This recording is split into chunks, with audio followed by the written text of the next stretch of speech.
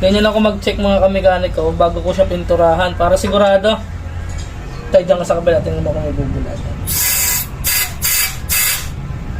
Yun o, may butas.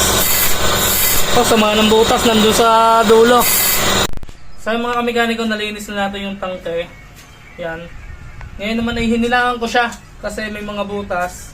Yan, check naman natin kung meron siyang leak. Yan. Kaysa maglagay tayo ng tubig sa loob.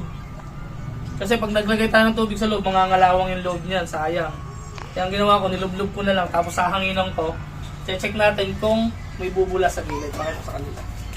Ganyan ako mag-check mga kamekanik ko bago ko siya pinturahan para sigurado. Tayo dyan ka sa kabila, tingnan mo kung may bubula.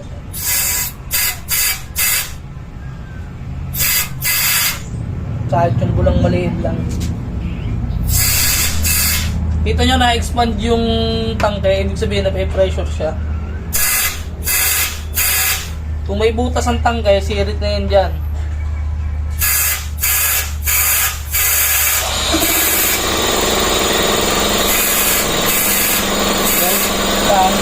Ito, meron o. Yun o, may butas. O, sama ng butas nandun sa dulo. Yun o.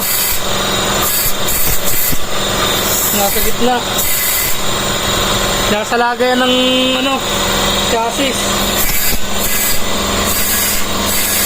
Yan. Sa ilalim, hindi makita. Hindi, bubula. Yan mo sa ilalim.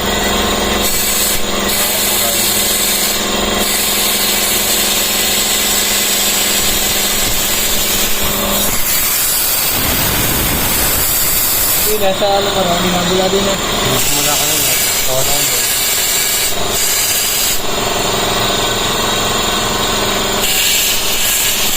Wala.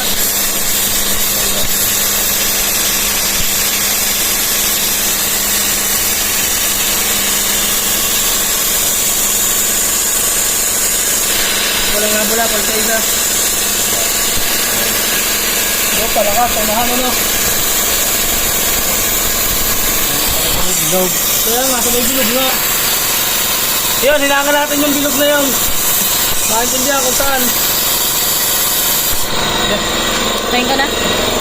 Yan mga kamekaniko, yan, ginulang ko na siya para mahinangan. Yan, ito yung butas oh. Malas naman, dito pa pumunta yung butas na yan. Hinangan lang natin.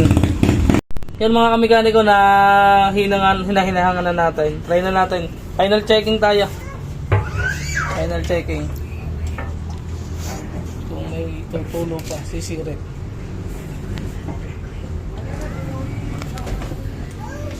Check natin, check. Hindi naman masalahan. Madilim. Hindi, okay lang yan. Basta flashetan mo.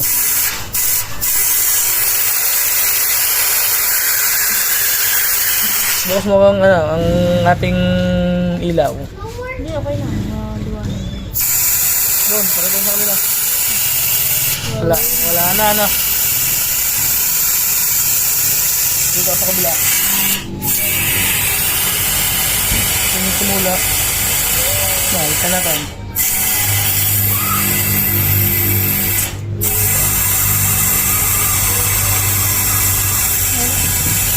Wala na.